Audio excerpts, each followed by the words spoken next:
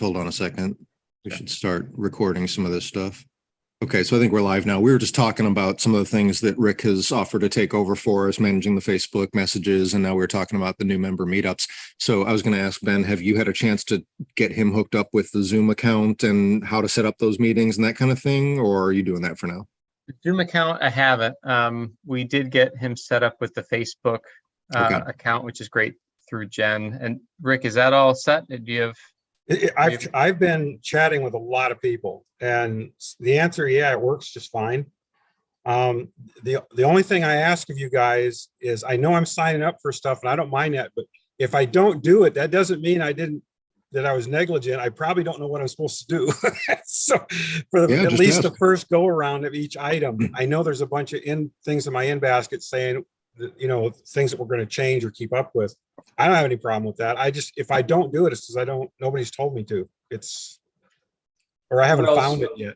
So that's all great. And a reminder that we want to boil the frog slowly so he doesn't jump out of the pot. So Rick, I think you should CC us on anything you would like. Just say, check me on this, so that I kind of do. That was just more of an in the future I'm motivated to do it if I know what it is. It's no problem. And my point is that we can help tune you up if you put it in front of our noses. You can't assume that we're doing what we're supposed to do and monitoring everything you do. So no, it's all right. That's great. And John, per that, I have from the last meeting, we have a big one for you. Oh, okay.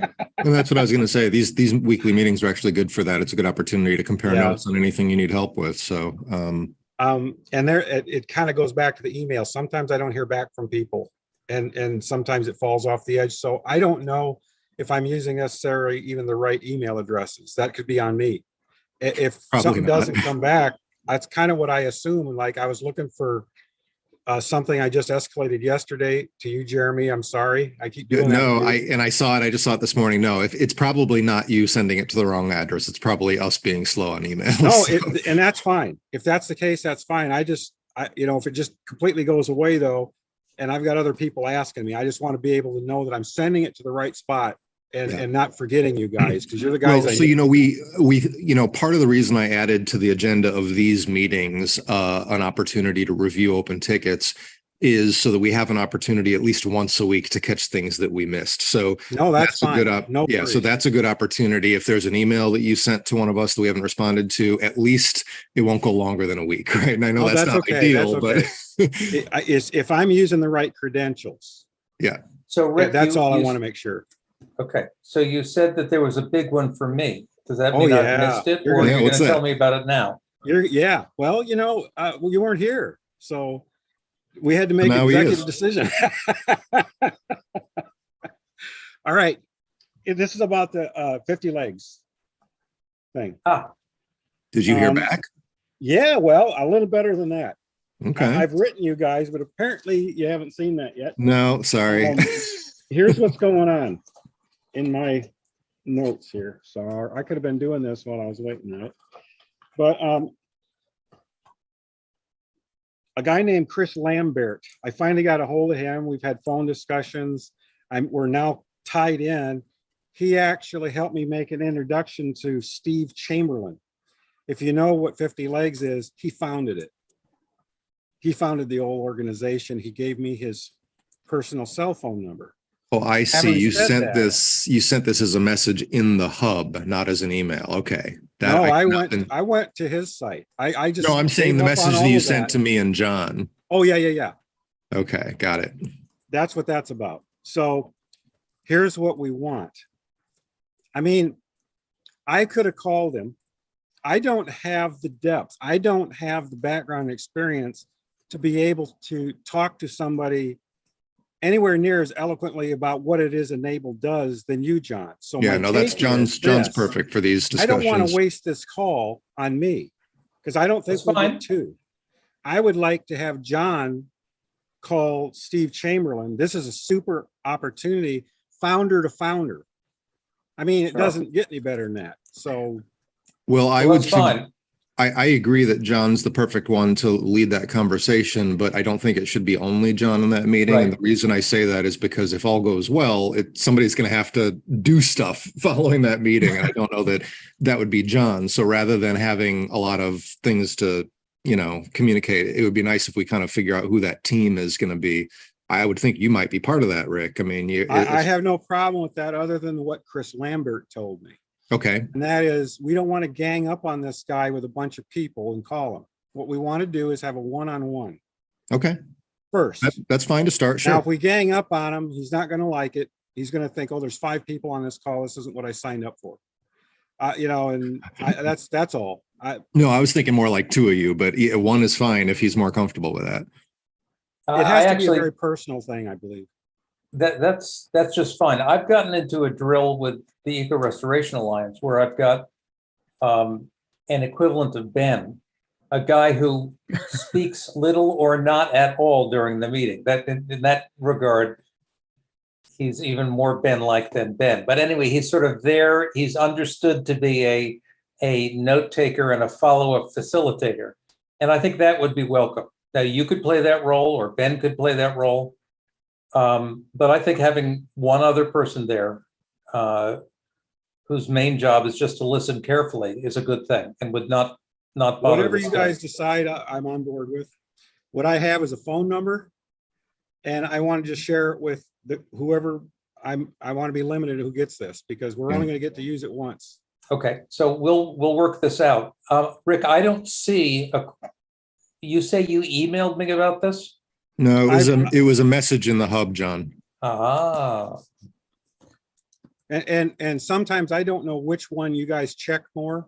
That's kind of why I brought it up. I don't know. Yeah, maybe you check for me, it's email. For me, it's Jeremy Yeah. at 3duniverse.org. I have been a lot slower at checking hub messages lately, unfortunately. So for you, I mean, for others, I try to keep things there. But for you, Rick, when you need a more timely response, just email me directly. Okay, yeah, and that's kind of where I was going. Whatever one gets the most Okay. attention, and if it can wait, I'm not going to bother you with your, Well, no, primary. but so the answer is email. Okay. Because I'm in Checking it email every day. Yeah. every day. That's right.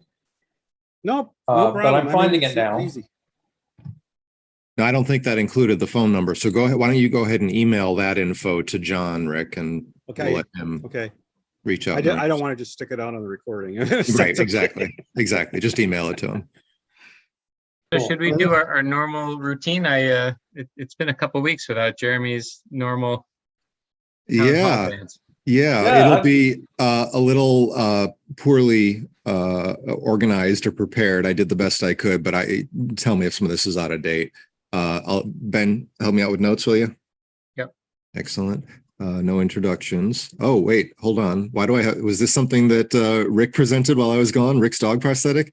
I think I put it in the wrong spot, but yes. That's okay. I'd like to see that later, maybe. I'll have to go back and look at the recording. It came out. I believe it came out absolutely perfect. So was that something that you showed in last week's town hall or the week before? I have it sitting right here. I know, but we showed it last week. Last week. Okay, I'll just go look at the recording then. That's all. I don't want to. It came out way better than we thought. Nice. Very nice. Okay, so action items, these might be out of date, but let's see. Well, We're still. well, hold on, just before we leave the last topic. Yeah. So Rick, you're gonna email me with the phone number and a few links so I can do a little background on 50 Legs. Yes. And then I will write to who you've told me to write to. It's a phone and- call. Yeah. What he said is call myself, and that's Okay, what he wanted, was a voice call on a cell. okay. So just give me a little more background and I'll keep you posted. Okay, now Steve, like I said, is the founder. When you go to 50legs.org, you'll know all about him. He's the front page. So that's a great place to learn more about him and his culture and what he's doing. Okay. Do me a favor and include what you just said in your email. This is Sure. sort of life in the 21st century. No problem. Oh, Rick, you did a great job laying that up for John. Nicely done. Good. Okay, so action items, still working on a chapter audit. Was there any further discussion about how we can approach that? In I guess terms of the that's chapter to Rick or Ben. audit, right? What are the next steps? That is a good point. The We last had the place I meeting thought with we Bob. left that was we were going to wait for that fella that manages the, I can never pronounce his name. The Masby same had guy some that does code. the mapping and Masby. all of that. Yeah, him. He was going to create a That's template, right. and that's where everybody left it for him to get back. Oh, so we're going to try to do a little bit more of a automated kind of an audit, which requires It him. was a much lighter weight thing, but there Yeah. was a meeting, Jeremy, with Bob and Rick and Ben and me, and I guess not you and Masby. Yeah, I And remember I wasn't available. We sort of talked about how it need not be rocket science. Masby realized that there was a way he could facilitate the emailing processes. And so Okay. that was nice, but it's not done yet. That's fine. I'm going to take that off as an action item. We'll follow up with Masvi when he's available. I still have an action item to draft a proposal for those costs that I accumulated for the hosting. And honestly, guys, part of the reason I haven't done it is because I still feel a little bit uncomfortable. I feel like at the very least, we ought to focus on first and foremost, getting it switched over to an e-NABLE card so that at least I'm not continuing to accumulate stuff that I'm going to want reimbursement for. So I've thought maybe we should just focus on getting things switched over, and then I will write something up once I know I have a number that's not going to keep changing. Okay, if that's what you like, all you have to do, Jeremy, is pop an email to Evan or to Got me, it. but Evan copy me with whatever account information he needs to take it on. Or ask him what credit card you should use for us to take this on. And I'm just realizing, is this something that requires, what's going forward? What's the expense? Well, it's going to be for the Azure stuff, which should be a lot less now that we switched to, pre-allocated capacity, but there'll still be, I don't know, maybe couple hundred a month that'll hit that for any overage charges. There's our transactional email service, which is called Mailgun, and that usually ends up being around $50-$60 a month. There's so I know that. Well, you're dealing with two things. You're dealing with a shortage of time, and you're dealing with a shortage of chutzpah. With regard to the shortage of time, this is more than $1,000 as a one-off. Exactly. So you should write a very concise Lumio proposal. Well, discussion first. We'll follow the rules. Outlining what the costs are. Yeah. We'll presumably get it approved, and then it's just a mechanical process with Evan. Well, like I said, I'm going to write it up. I will go ahead, I guess, as time permits. I won't wait for the credit card thing, but I will write it up as a discussion without saying that I'm seeking full reimbursement. That discussion may lead us somewhere else. I'm open to anything. I'm open to a partial reimbursement if the community feels that's more reasonable.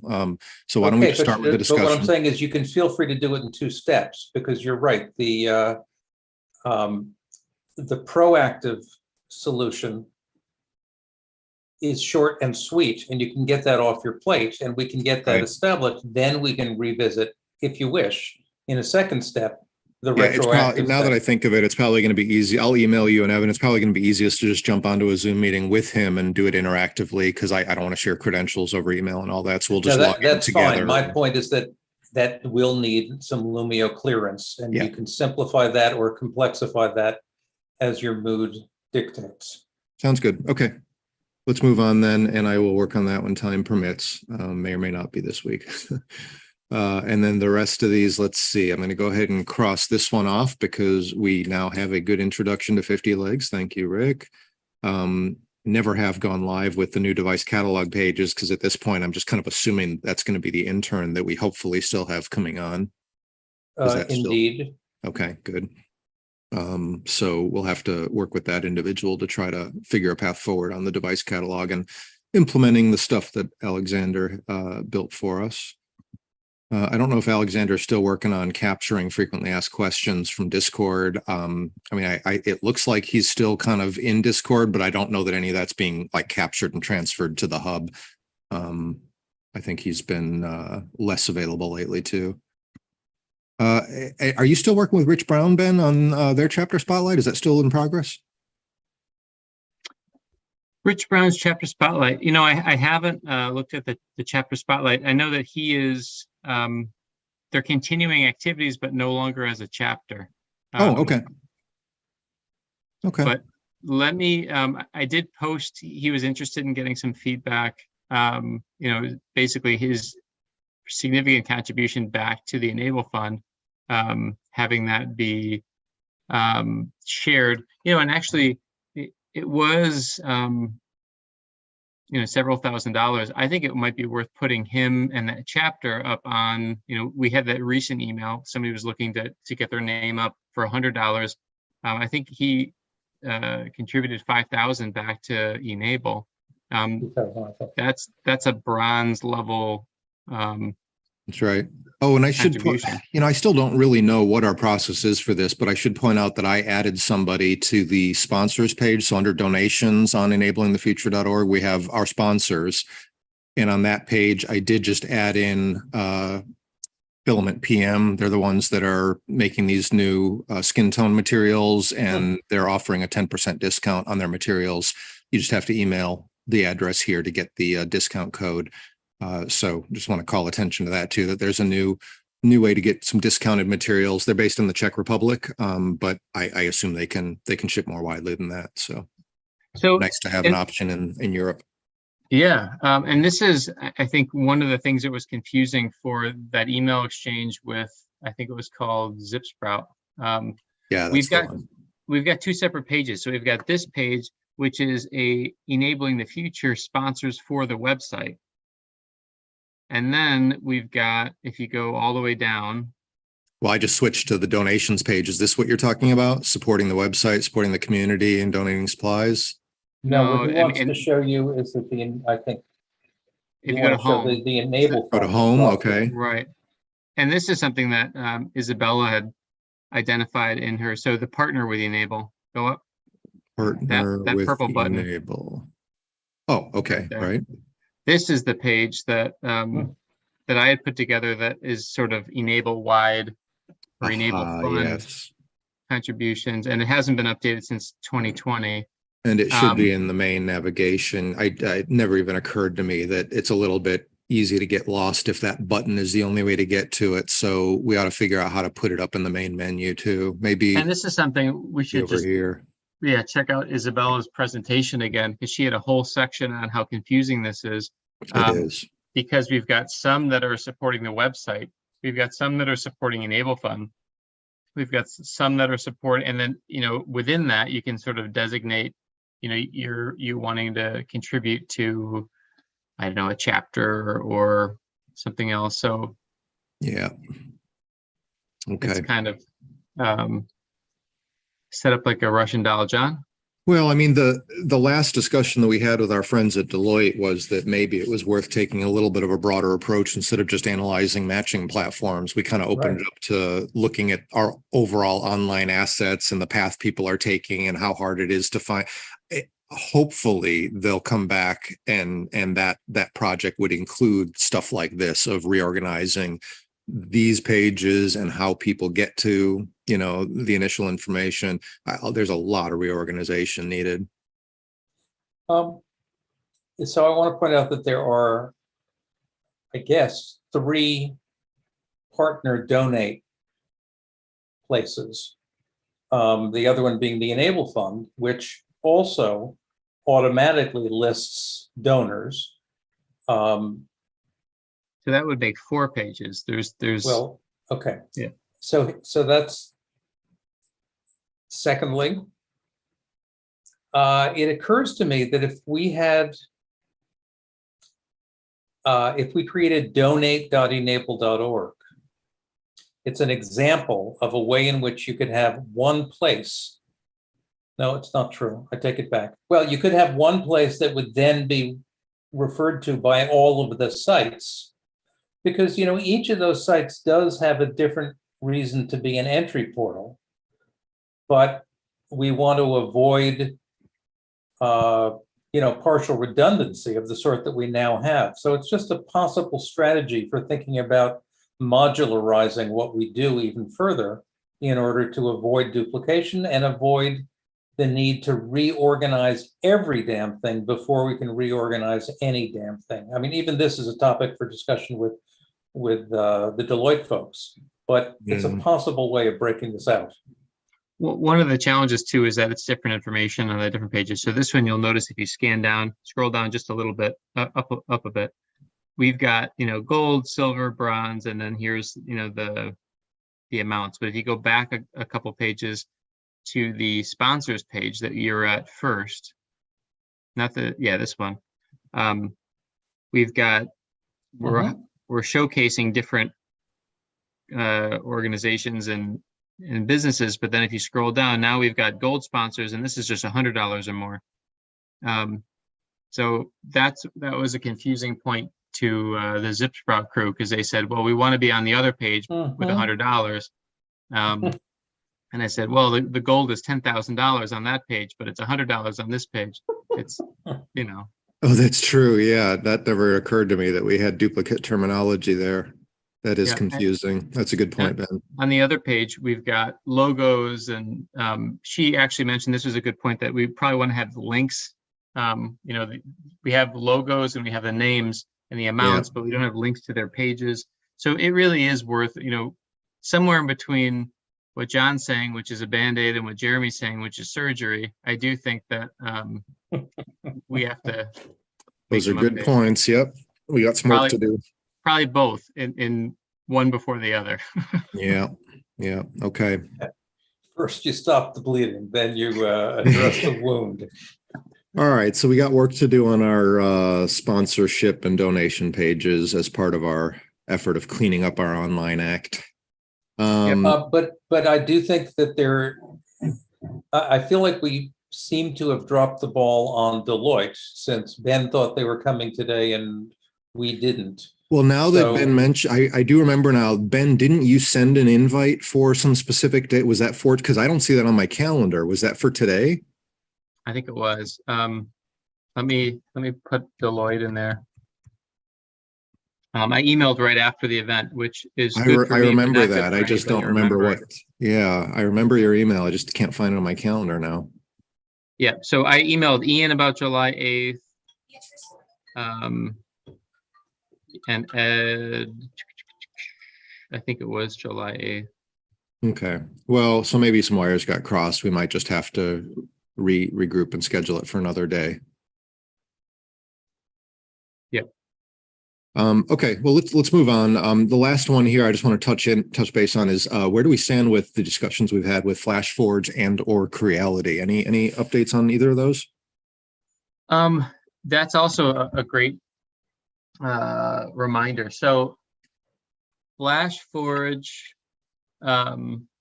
responded, and they're basically waiting on a laundry list of equipment for the Dominican Republic. I've emailed Graviel twice and I haven't heard back. He's probably got a lot going on.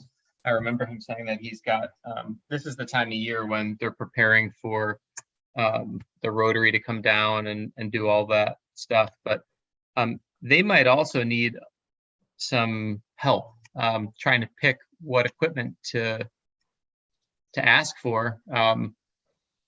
I think you could be a really great resource for that, Jeremy. It looks like FlashForge has, not only do they have some sort of higher end consumer grade level printers that would be, some are probably going to be easier to work with than others.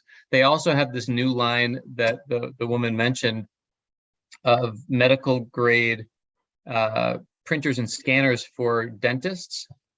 And it's, in some ways, I imagine that's sort of starting to lean in the direction of, the orientation of our kind of work with e-NABLE, because it's stuff that, each person has kind of an individual shape to their mouths and structure of their teeth and everything else, like a limb. Well, that could be I'm happy to help if I can, Ben, but honestly, I'm probably not the most knowledgeable of the FlashForge solutions in this community at this point. I think that, because I know we have volunteers that are big fans and use the current FlashForge models. My experience with FlashForge is many years out of date, so I'm not familiar with their current machines. I mean, I could certainly look online, but that would make me no more knowledgeable than anybody else that looks at the specs. So if we have somebody that, and I think we do, that's actually using them on a day-to-day basis for making e-NABLE devices, that might be a better person to advise. The only one specifically that comes to mind is, I can't think of his name, our friend out in Australia who made the kinetic hand. Oh, yeah. Who's that? Matt. Matt Botel, Botel. thank you. He's got a whole fleet of flash forges that he's using. And he finds that they do very well actually with the flexibles. So, I mean, he might be a good one to talk to if you can reach him. But I think we have others as well. I mean, it's a popular brand. That's one that I have not used in many years. So I'm probably, not familiar with their current stuff. That Matt Botel lead is a really good one, especially because I think he has his whole fleet powered by his own electricity Tesla source. Power source, yeah. Right. And my sense is that what we're looking for is not just things for the center, but also for this mobile bus that would need to be powered. He probably would be a great person to understand not just the printer's capabilities, but how much juice Power we options, need. yeah. I think he'd be a good one to talk to. Good. And he has an assistant that might be easier to reach, but I cannot think of her name for the life of me. I don't know if anyone else has that. I met with her at one point. I can go through my emails. Okay. All right. Good stuff. On we go. Let's see. Metrics. Is this current? Yeah. So I don't think there was, I had to catch up because I missed 2 weeks. So I went back and filled in the numbers from the previous weeks as well. But what I'm showing you here is for this past week.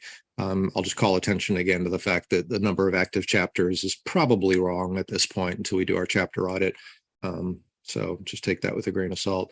The rest of this was pretty typical activity. And I noticed that we must have paid something out from the fund because that dropped a few grand. Curious what that was. Do you know, John? Yeah, I mean, I'm sorry, Jeremy. You have to it ask could me. be the work that I'm doing. Oh, okay. I was just curious. I saw that the number on the e-NABLE fund balance had dropped a few grand from the last time I was That's here. right. Ben got paid. Can you nice. imagine? Excellent. That's I'm glad we do that from time to time. One thing that we did the last 2 weeks that was sort of helpful, if you open up the hub page to the new members, we can see where the new members are coming from. This one? That was, yeah. And if you scroll down, the last 2 posts are. Oh, okay. These are specifically our new members. So we can see that we've got new members from Chile, South Africa, Netherlands. Sometimes there's projects that we might want to sort of tap people for. And we have a new process in place where the new members from the last month, this is true, right, Ben? Are invited to the new member meetups. Is that true? Yes. We talked with Masvi about having sort of an email that would go out to them once they join the hub that would have all the information, including a video. I made a template that would be great. for it. Let me follow up with Masvi and see what's left to do. I think it's active. That's a great idea. All right. From the hub, sorry, Jeremy. Oh, yeah. By way of fiduciary responsibility, the other reason the e-NABLE fund dropped is because Evan managed to wire money to Graviel's project. Not Graviel, your Kyle's project. Oh, okay. The new clinic project, which will benefit Graviel. I don't know Kyle's who's project. Graviel. Graviel is in Dominican Republic. John's thinking of. I'm sorry. I think his name Raj. It's the Tanzania clinic that we're talking about, right? That's right. Okay, yeah, I was going to ask for the only person who pronounces it Tanzania. No, Tanzania, got it. All right, let's see, where were we? I only called out one post from the hub this week, but this one's definitely seemed worthy of discussion. An introduction from Adam Jennings, who's a physical therapist specializing in amputee rehabilitation. Certainly a useful guy to know. And so he introduced himself talking about how he's no longer working in a clinical capacity, but he'd like to leverage his professional background and interest in 3D printing to establish a service-oriented interest group at his company that caters to children with limb differences. He's building a business case, and he's basically looking for guidance on, number of, numbers of hands that they might be producing and upfront costs for printers and materials and things like that. But it led into what I think is a more interesting direction of, he talks down here about, there seems to be a surplus of makers relative to aligned potential recipients, which he picked up on very quickly. He says that's odd, given that roughly 1 in 5 of the roughly 30 million global amputees are children, and over half of those do not have adequate access to the services of a prosthetist. I suppose my follow-up question is whether this community is engaged in outreach efforts to pair more kiddos with makers. And I just thought that obviously something that we've talked about before, but every time this comes up, especially from somebody like this, I feel like it's worth kind of bringing it back to the top. Well, but I wonder if somebody like this is the person we've been waiting for to get involved in the outreach effort. Could be. I'm sure he would have very valuable contacts, and at the very least, he would have some good ideas for us about how we could approach this. So that's a good point. Do we know where Adam Jennings is? I assume US, but if you click on his profile, you can find out about. Yes, The US. United States.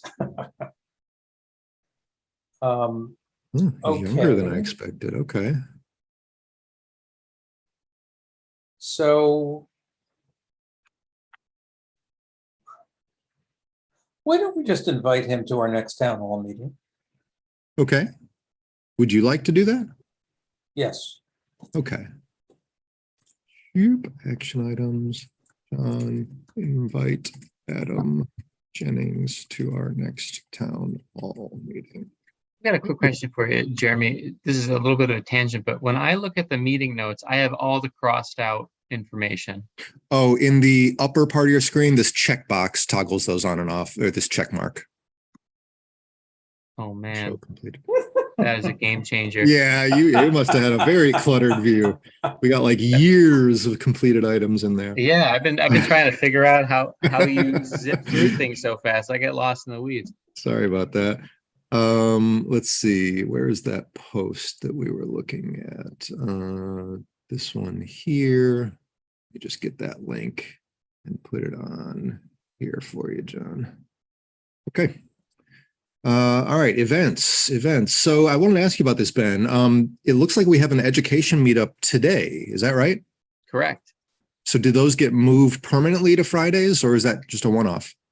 It was July 4th on Monday. Okay, right. But what we have done is, as Rick is going to be taking on the new member meetup coming up, Ian Roy is going to be taking on the education meetup, which is great. So that's awesome. It'll be up to him to find times. I'm going to give him might change. Okay. The reins to if he wants to shift it at different times at different months. But this timing is actually great. If he wanted to continue it on this Friday going forward, he could. So then let's see. I guess that one's not on here, but let's go through the ones that are. You want to talk to us about these? It is on here. It's I structured it differently. Okay. Because the way that it works when you have it on an email or on a mobile phone is it actually goes stacks. Yeah. Okay. Yeah. The stacking was wrong for months, so now the stacking is correct unless you're looking at a desktop. I know it's goofy, but I numbered it. So this one is next. Yeah. So today it's Ian Roy. It looks like John Dar from NASA says that he'll join. Actually, if you click on e-NABLE education, yeah. One thing that's really nice is it looks like people are using the attending and yeah, I noticed that. A couple of those were for today's town hall. I don't usually see that, but I noticed it was being used. So I'd suggest for all of us to try our best to start using it as well, because it does. I think when people see that there's a lot of activity, it's a lot easier to get people to go. If you look at the town hall meeting, it looks like nobody's going each week, but we're all pretty committed most of the time. So anyways, Okay, that's a good point. Yeah, I'll try to click those going forward, and we'll try to help set the example. What's up, Rick? I wanted to know, I see that I'm going to be doing the town hall meeting. Is anyone to tell me how to do that? I have no idea. You mean the new member meetup? Yeah, that's it. Oh yeah, Ben's gonna help you out. He Okay, has the account. He'll get it all set up for you, but whenever time permits, you two should do No, it. okay, I just wanted to make sure Yeah, what I was we'll doing. get you. We have a shared account for Zoom. So you'll basically log into Zoom as, I don't know, I think it's info@enable.org, and we'll get you those credentials, and he'll show you how to set up the meeting and how to set up the live streaming and all that, but he'll Thank help you. you with it the first time. And it's the nice thing, Rick, is that because you'll just be logging into this other account, it's already all set up. So you don't have to Oh, set up good, your yeah. accounts to do anything special. You'll just log into this other account. John's gonna basically run it this month. But you can provide sort of the introduction and guide the conversations, but you can see how he does it. And then Perfect. basically it's just going to be similarly sharing a video. I mean, that's what John's got into the process. So it really will be a pretty easy way to do it. Okay. Did we go through the rest of these? I got sidetracked. Did we talk about the other events in here yet? No, I mean, the Bionic meeting happened last week. That was a pretty punchy group of folks. I mean, we had not just Adil, but also Nick Height from Google, and some really high tech stuff, in terms of bionic devices that have this haptic feedback on different nerve endings, and Amazing. pretty inspiring stuff. So worth checking out if anybody is missed the call. Chapter leaders, there has been some movement related to the European crisis in terms of emails that have gone back and forth. John, do you want to circle around and invite some of those people to the chapter leaders meeting? July 11th is coming up. Quick. The answer is yes. Okay. And I'll ask you to help me get the right people. So maybe what I'll do is I'll email the European leader group. I have all their emails, and from that you can copy my email or forward it to some of the people.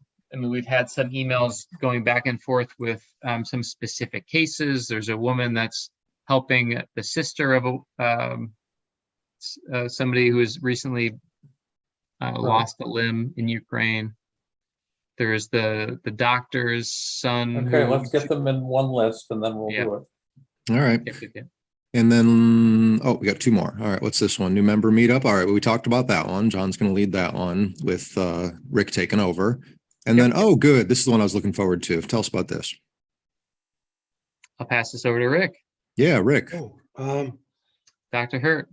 We've been working with Dr. Hurt on the new leg, and who is Dr. Hurt? Is that the veterinary surgeon? Yes, that's the veterinary Excellent. surgeon, and he's just absolutely super to work with. He unfortunately right now has a personal emergency with his new baby. I'm sorry to hear that. And he may be out of touch for a little while. So we've put everything on hold. He's had to close his practice temporarily. So, but what we do have is we have the leg completely done, and everyone that's looked at it has just had a real tough time even criticizing it. I guess that's the best you can do. That's very and in exciting. the meantime, so you guys know, Marcus is getting a new arm next month. Is Marcus the one that we've seen in your videos playing musical instruments and That's such? him. Yes. Oh, He's okay. getting a new MIDI arm next month. Oh, very cool. And it also responds somewhat differently than maybe you guys have seen. It's we have a new process, and it takes the price of making any thread-driven arm single phase bionic, and it's modular. It slides right in. It's just kind of a little plug-in, like a cork. Think of it as a cork that does work. I didn't understand what he just said. I didn't either, but my initial question is, have you shared this or will you share this with the Bionic team? We will be sharing it with the Bionic team. Right now, I'm building the core of his arm and of the arm we're talking about. It is an ARX arm, which is one that I've never built before. And because I've never built it before, I don't know the arm. So we're going to. I've never heard of it before. Is that one of our designs or is that from somewhere else? It is one of, well, it's Nate, help me. Nate Ben, Monroe's. Miro? Okay. Miro. He actually has it in the Kiwanis group. Okay. I'm probably not saying that right. That's okay. Wow. We know what you mean. Yeah. And he has it. I've been working with Nate Okay. for quite some time on this, and we've been talking back and forth, and he's been sharing some stuff with me. I'm sharing my stuff with him. And what he's trying to do is use us to help trial the thing, because he doesn't have it set up in a way where we could use I'm sorry, I got a frog. He didn't have it set up in a way where he could automate it and he could change sizings well. And he's working really, really hard on all of his panels, which, by the way, look amazing. Mhm. He's got links to the stuff he's working on, the NIOC and all the different connectors. So we're actually going to try to marry the ARX hand with the Kiwanis arm. Okay. Wow. The way I didn't say it, that's it. Wow. I have a problem with that word. I don't know why I can't do it. Yeah, So, it's weird having that's two what we're double. working on. I two think you guys W's will in a like word. it because we're trying to make it modular, Okay. where you can interchange whatever works together. Very good. All right. So does that mean that the focus follow-up workshop on the 22nd is still going to happen? It just might or might not include Dr. Hurt? We can still do the follow-up, but I can't say that Dr. Hurt Understood. is going to be available anytime That's soon. perfectly okay. I mean, it would be great to Yeah, meet it's and not hear good. from him, but it would be also great to just get your presentation if he can't make it. Now, secondly, I talked to his nurse, and Mhm. she'd be willing to speak to us. Does she get Yeah, involved in the fittings and follow-ups and stuff like that? They've never done this before, so No, okay. not really. This is- You know, I think this is it the very sounds like first of them. it sounds like it would be worth waiting for him to get back online. that's what I would if think he'd too. like to get It's back your online call. I soon. don't mind either way. What I don't want to do is alienate him in any way. He was a big part of it. No, of know, course. So I'd love to have him.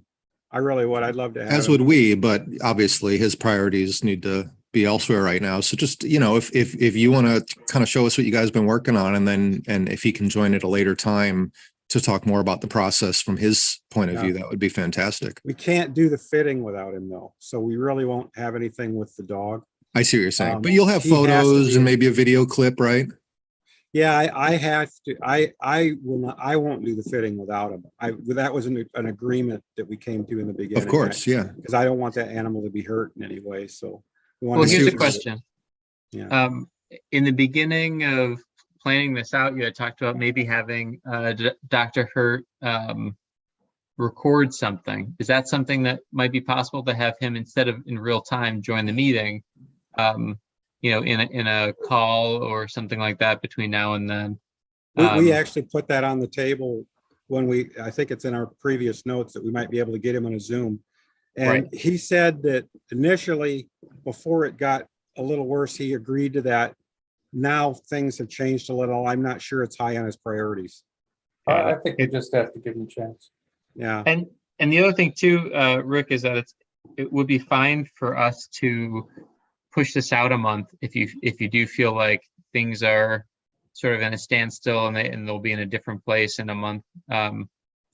So I think it'd be worth it to do it right, whatever that is, if it's giving him some extra time or whatever, I think he'd be awesome to talk to.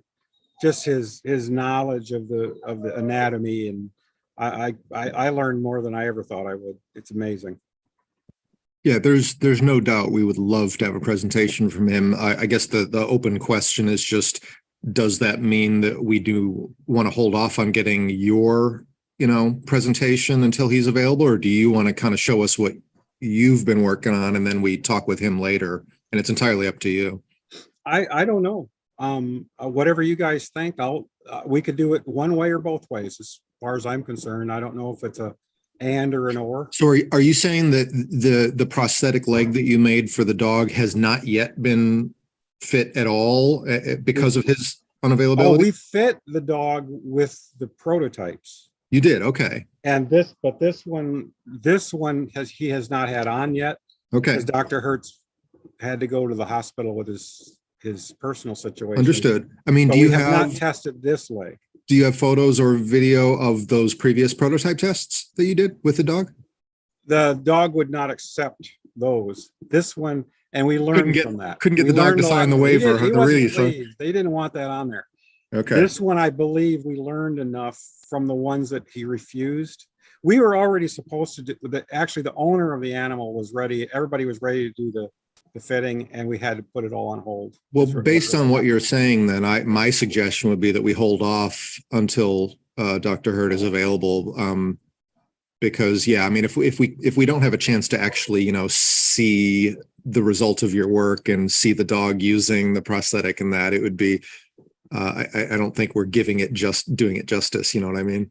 I think you guys, I hope you saw the pictures of it.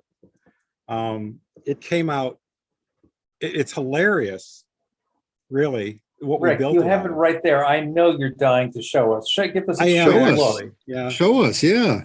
Here, I'll turn off. Hold on, my I gotta screen move share. my, Let's spotlight Rick. Is that the test subject I'm hearing? Oh, now mine is going. sorry. Mhm. I think My it's bald a head there. different dog. It's not the dog barking in the background, is it, Rick? No, No, that was me. So this is Beautiful. the way it works is this little shoe comes off. That was just actually quite funny. The doctor was very concerned about how the dog's foot hit the ground. So We that's why use have the boot. we use those exact same kinds of boots for our dog. Yeah, they stay on really From well. PetSmart. Yeah. Boy, I wonder if it would be worthwhile to, instead of that rubber end on that one post, to have print something in TPU that would fill that shoe. It would be the shape of the shoe. Yeah. We That's a- actually have that. do you? We actually have that. As a matter of fact, this thing just unscrews. You screw in the foot de jour. Whatever it Okay. is you want, it's a number, it's an M9, I'm sorry, an M8 bolt. So So you you- can put so in you- any play shoe you want. So you did print one that's shaped kind of like a foot? There is absolutely, we actually use Marcus's. Marcus's foot? Yeah. Wait, isn't Marcus human? No, he is actually, but see, Marcus doesn't have feet. He has ankles. Oh, okay, And okay. Marcus used to wear a larger size of these shoes. So Oh, I thought, well, if Marcus wears these, why wouldn't they just fit in there? So we put his insert that we put into the shoes so Marcus can wear normal shoes. We built him special inserts. okay. So he didn't have to go out and buy really expensive shoes anymore. So now Marcus has these things he can put into any standard shoe and it works. So we just took that technology, we put it in here and you just put a post in it. So have you And- done that? Do you have one of those with the post in it, or have you not done that yet? Yeah, we did it. It works fine. Oh, okay. Yeah, it worked fine. And quite honestly, guys, I have to be honest, there's nothing on here that's 3D printed. All right, so now slow movements, Rick, because we have a slow frame rate here and things get fuzzy if you move fast. Sorry. Now, See the how foot that looks like carbon fiber? Yep. Yeah. It kind of almost is. And then the inside is foam. And that's what we're looking at on the main body. That's not 3D printed, right? That's thermoformed from a sheet. It's thermoformed from a sheet of something called, I wasn't familiar, and I'll probably say it wrong, Krydex. Okay. And what about what do I see around the edges, that lip? You know, when you don't want to dent your car and you put this stuff around the door of your Okay. car, so when you swing it open, that's what that is. Okay. So is that like a Automobile- rubberized material? It's rubberized metal. It has metal cinch on it, Ah. and it goes around all the edges, and it's very strong. It covers all the sharp edges, and then it's rubberized very thick. What is that stuff called? What's the product name? Whittleburr, something like Whittleburr. It was really a weird name. I found it on Amazon. That would be worth And- sharing in the hub if you find it Yeah. later. The stuff is awesome, and we tried like 3 different kinds. And you know, when you bend it, You couldn't even get a mild bend and the stuff would kink on the ends because it was plastic. Well, this is actually metal in there. And it's like a centipede. And they give you a special hammer you have to buy and a special clippers. You hammer the stuff on with this, looks like a piano hammer. But I could go like 90 degrees. And Rick, you come up with so many creative little Well, it's techniques. because and we don't have solutions. any money. And that is a boat for a boat, to tie your roof down on your Yeah, boat. okay. And these screws, this is a really funny story. What this bottom part is, the end cap on PVC. Okay. Well, we shaped it. We threw it in my shaper and we shaped it with a Dremel and a shaper. And then we put the screws in and we superheated them with a soldering iron. So the threads melted right into the Krydex. Okay. Oh, they So won't back out. So I'm curious, is any of this device 3D printed? No. Okay. And the If reason somebody- we did it on The purpose. foot would be. So if somebody else came along and said, I've got a dog that has a very similar condition, I want to make one of these, how would you go about guiding them? Have you made any kind of sort of documentation on what you're doing, or? Not really. Okay. We just finished this not long ago. Yeah. And most of the documentation was how we failed really poorly. That's the best And we kind. built the machine. Basically, it's a homemade vacuum form machine made out of a Right. Okay. shop vac and my wife's oven, and she's not amused. And so the difference it's brilliant, Rick. My thinking always goes towards like, how does this scale? How would we be able to make it so that other people can do what you're doing? And while everything that you're doing and you're finding these wonderfully creative workarounds and ways of doing things, it's brilliant, but it also kind of adds some complexity. Like when I think of what somebody else would have to do to make one of these, they'd have to build one of those machines, and there's some. Actually, no. We found an alternate way without doing the vacuum forming. Did you? Okay. And that's where I was going to go with this, just to tell you that this one we didn't do with the vacuum form. Okay. The last models we showed you were. This one was done completely without the vacuum form, and it was an accident. So here's what we did. We went out and found a piece of PVC pipe. It was an approximation Right. of how this thing worked. We wrapped it around the PVC pipe. We heated it up in the oven, and then as Right. it droops, we wrapped it around the PVC pipe. Yep. This stuff is almost impossible to cut. So we took a soldering iron and we put a X-Acto knife in the tip. Well, that goes right through it. You can cut it just like this whole setup ended up being cheaper than any 3D machine. Okay, after that worked, we formed it around what we had after doing the plaster molds. And then we heated it up with a heat gun, and we just molded it with our hands to get it to the right size, which was originally a piece of PVC pipe to make it round. Because, pulled it out, don't need it anymore, right? This cap is the only thing that you buy the cap, PVC cap at Ace Hardware. We took a grinder, we went around it, and then we shaped it a little bit. All of these are all of this is parts for tables. This is a table leg. These are M8 bolts we bought for $2 or $3. No, I could do this cheaper in one day. I could make this in one day now that I know how. Seriously. Okay, so Rick, if this is a solution for a large class of veterinary patients, we should have you do a video walkthrough of your process. We've had a number of people sign up because of the veterinary opportunity here. Most of them are also married to their 3D printers. But if you have a cheap, scalable, fast solution, we should establish that it is a solution and talk about how to get it out to the world. Veterinarians might want to use it, or some entrepreneur might say, hey, I can knock these off and ship them out. The And just problem to with doing it in clarify- 3D is very simple. First off, it takes too long. And We they've are got to very make a familiar with decision you. whether they're going to take the leg or not. That it sounds like the foot that you made is in TPU, right? That's a No, there's no TPU. This No, is no, a the one table that- leg from Ace Hardware. No, the one that you made that was shaped based on Marcus's foot. Oh, that. Yeah, that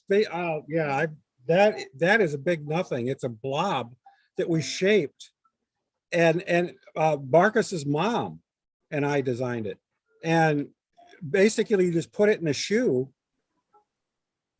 Or we can actually make, the other thing we have done is we've just made them out of clay and let them harden, but they don't fit right. And it's basically a glob that fits right inside of the shoe. But yes, those were plastic, ABS. You don't Okay. want TPU in there. That's annoying. And it gets too hot for their feet. It doesn't breathe. So the ABS, we put holes, and there was no need for the TPU. They just Okay. want the support where it'll bend. got it. Yeah, and that's something I've seen the other lower limb devices usually use some sort of 3D printed foot. Yeah. It's a metal And- shaft and a 3D printed foot. So that would maybe where the 3D printing would be. I imagine he that has an filling that ankle. shoe was He has a full ankle. right. But for the dog, right now Yeah. it's the post in the shoe. And my guess is there's probably more play with the post than no. there would be. That's why this PVC piece is so important. This is steel here, and it bolts in to the PVC part, and the PVC part is completely covered in 1/4-inch foam in the bottom, and it's custom fit to him because I hand customized it, Right. molded You know, it with heat. It seems like there's a theme here of, in terms of documentation, we've had a Yeah. lot of incredible projects.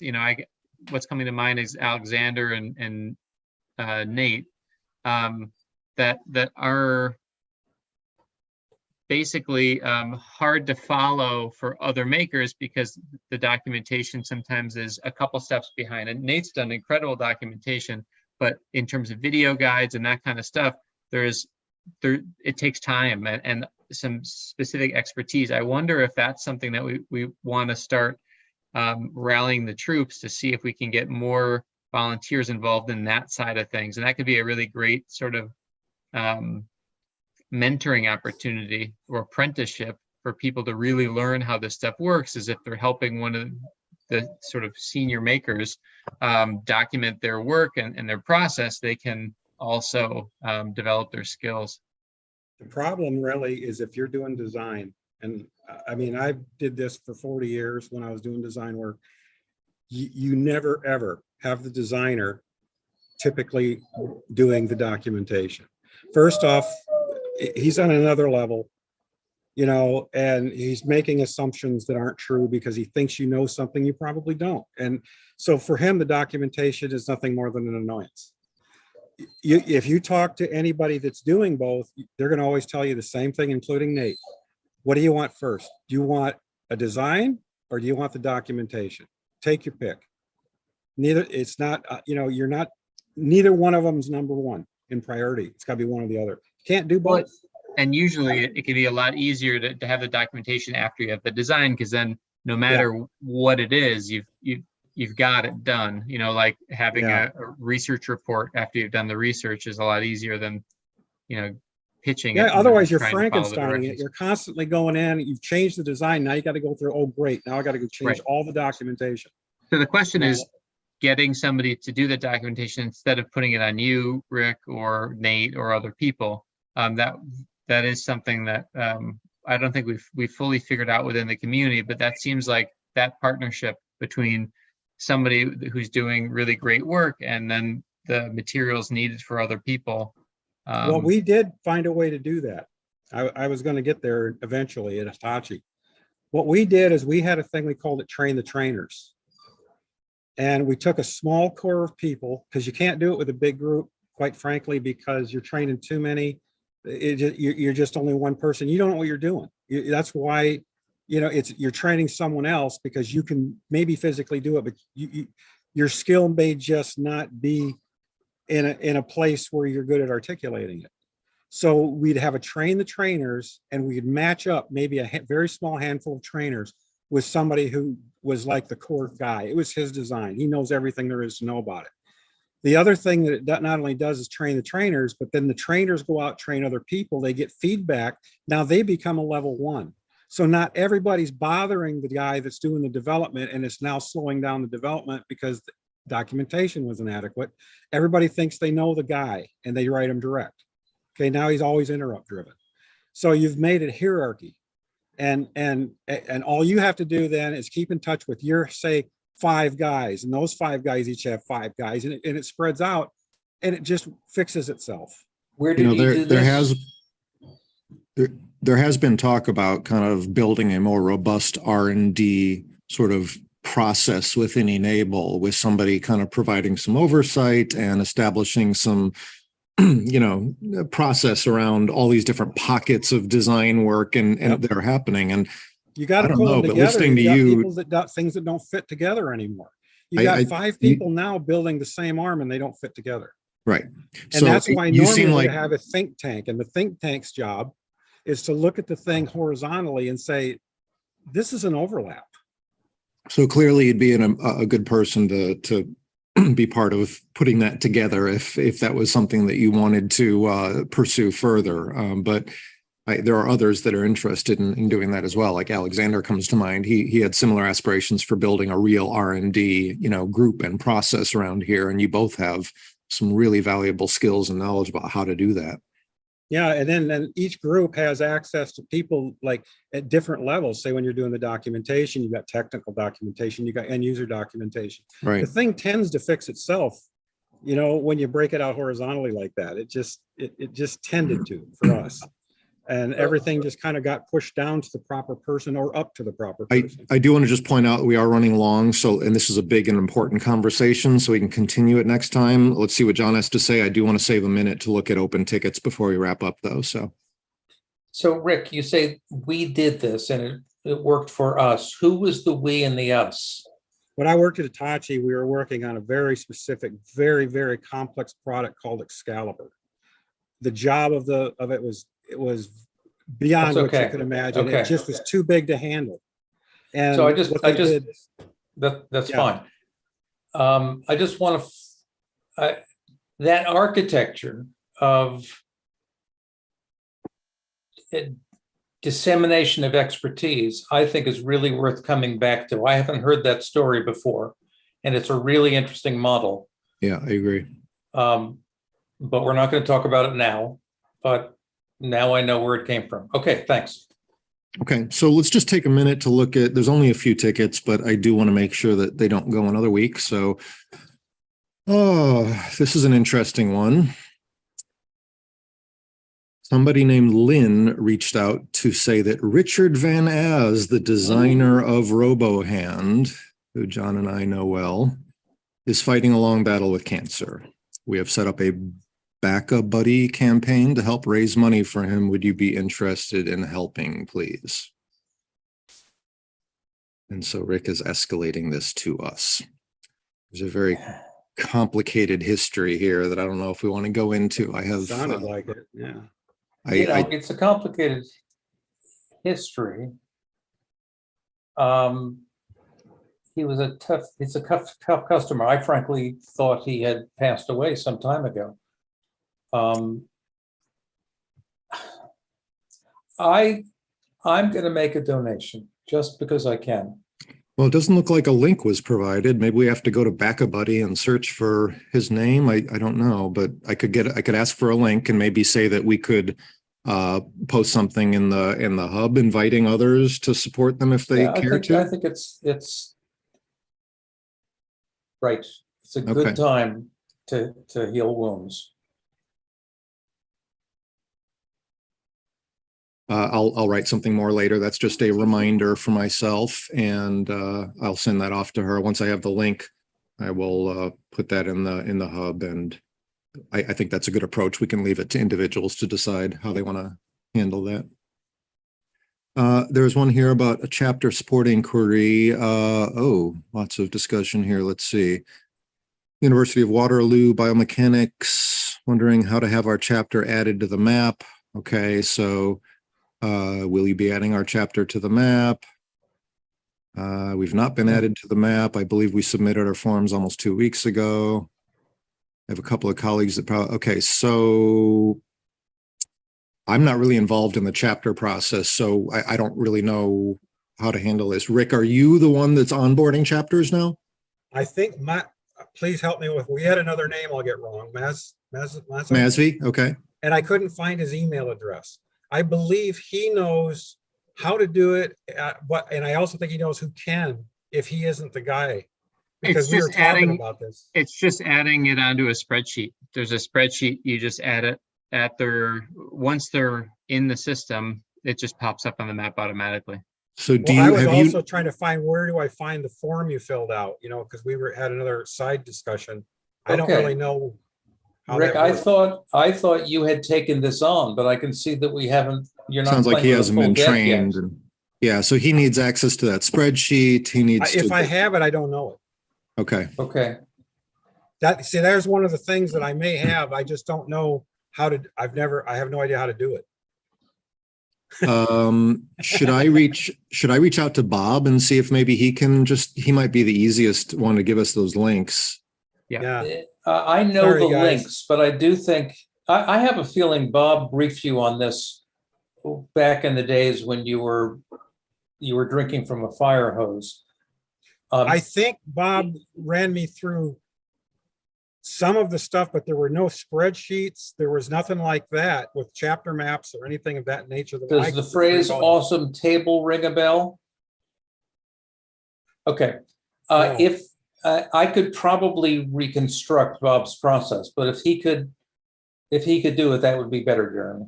Didn't Okay. we leave it as the next time we have one, we were gonna get together or something, or I don't Well, remember now. I don't know. All right, I'll put an email together there. Yeah, if he did train me, it's on me. I forgot how to do it or It's don't. or not didn't a matter remember. of, yeah, okay, we'll No address it. problem. No problem. We'll follow up and take care of that. I would say for now, maybe reply back to that person, let them know that we're in the midst of transitioning internally, kind of who's handling the chapter process. Sorry for the delay. We'll get back to you as soon as we can. Okay,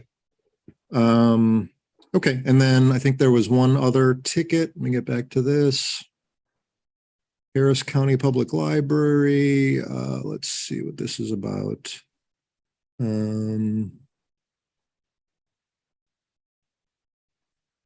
Staff currently 3D printers available to use the public. Expressing our interest in hosting a local chapter. Okay, so sounds like somebody that hasn't really gotten plugged into things yet. So All right, the map has a list, has a layer or something devoted to places where you can find a 3D printer. That's what they really want. They're not ready to start a chapter. The map has a layer? It doesn't, I don't think, but it should. It could, yeah. I don't think it does. All we have on the chapter map right now is chapters. Yeah, click on the top icon on the left. Okay, I take it back. Okay. But that's a good idea. I think John is thinking about a map that was several years old. That it wasn't even a map. It maybe was this. No, it was a map, but something. See if there's anything current. Printing in libraries, no. 3D printing. I remember there was something that Jen was managing. This is going back to 2019. Yeah. Actually, it might have even been. Yeah, that map is gone. All right, so we'll have to see if there's a current resource out there for libraries with 3D printers. Maybe figure out a way to pull that into our map. But for now, I mean, essentially, I guess we should have a template for this kind of an inquiry. Somebody basically saying, I want to start a chapter, but we really don't feel like that's their next step. I don't know that we have any kind of templates for that. Let's see. No, it's how to contact a chapter. So that should be a new template we should probably write up. But any suggestions on kind of how we respond to this one, given that we don't have a template right now? What do you think the right response is? Now, where are they set up? This is Harris, Pennsylvania?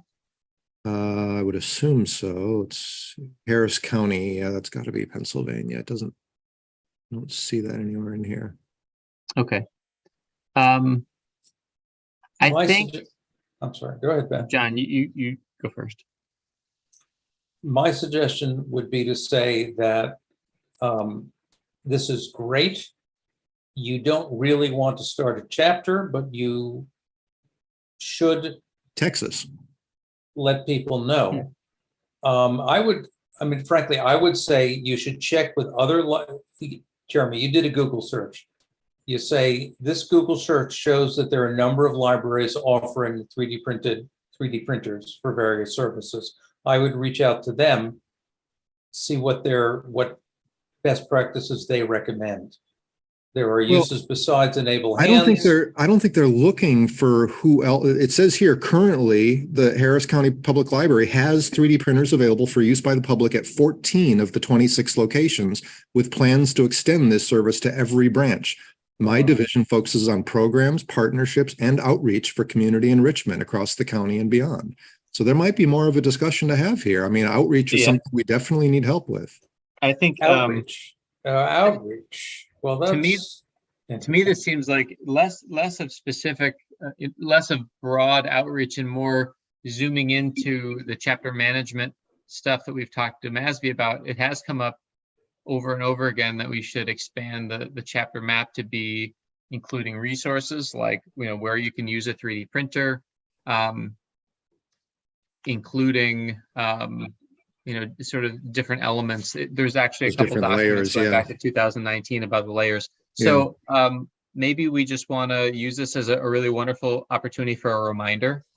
We can respond to them and say that, we're in the process of expanding our chapter map. It's probably a couple months out, but we will use their email to forward on to our team. And,